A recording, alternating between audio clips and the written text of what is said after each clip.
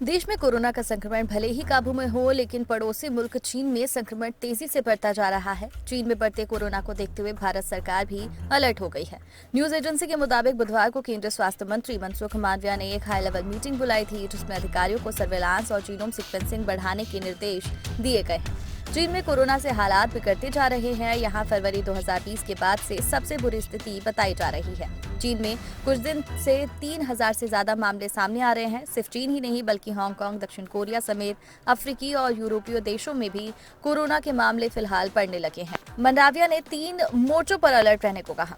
पहला, संक्रमण की संख्या पर अलर्ट। भारत में कोरोना की तीसरी लहर अब काफी कमजोर हो गई है। देश में कोरोना का ग्राफ लगातार गिरता जा रहा है। हालांकि चीन समेत कई देशों में कोरोना के बढ़ते मामलों को देखते हुए स्वास्थ्य मंत्री मंडाविया ने अधिकारियों को भारत में भी डेली केसेस की संख्या को लेकर अलर्ट पर रहने का आदेश दिया। दूसरा, सर्विलांस और टेस्टिंग बढ़ाने के निर्देश। भारत में 2 साल की पाबंदियों के बाद 17 मार्च से फिर से अंतर्राष्ट्रीय उड़ानें शुरू कर दी जा रही है। और हालांकि बढ़ते कोरोना ने एक बार फिर से इसको लेकर टेंशन बढ़ा दी है। यही कारण है मंडाविया ने अधिकारियों को सर्विलांस और टेस्टिंग बढ़ाने का निर्देश दिया। जानकारी के मुताबिक इंटरनेशनल एयरपोर्ट पर यात्रियों की निगरानी बढ़ाने को कहा गया है।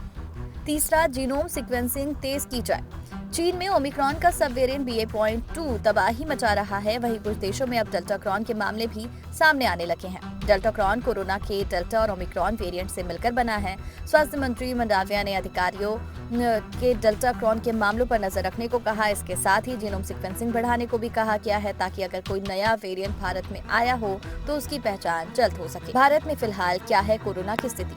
स्वास्थ्य मंत्रालय के मुताबिक बीते 24 घंटे में देश में कोरोना के 2539 नए मामले सामने आए। इस दौरान 60 मरीजों की मौत दर्ज की गई, जबकि 4491 मरीज ठीक होकर अपने घर लौटे।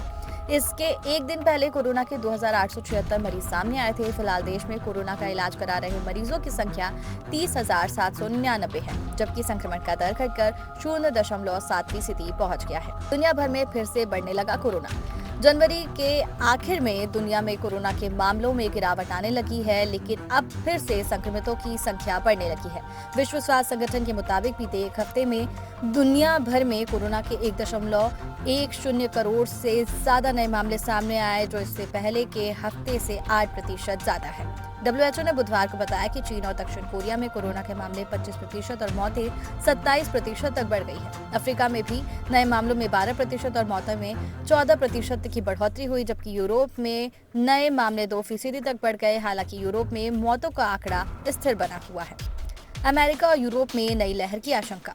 ऑस्ट्रिया, जर्मनी, स्विट्जरलैंड, नीदरलैंड्स और यूके में केस बढ़ने लगे हैं, जिसके चलते यूरोप में कोरोना की एक और लहर आने की आशंका बढ़ गई है। एक्सपर्ट यूरोप के अलावा अमेरिका में भी कोरोना की नई लहर आने की आशंका जता रहे हैं। कोरोना और वैक्सीनेशन से जुड़ी जानकारी से अपडेट रहने के लिए हमारे चैनल को सब्सक्राइब कर लीजिए।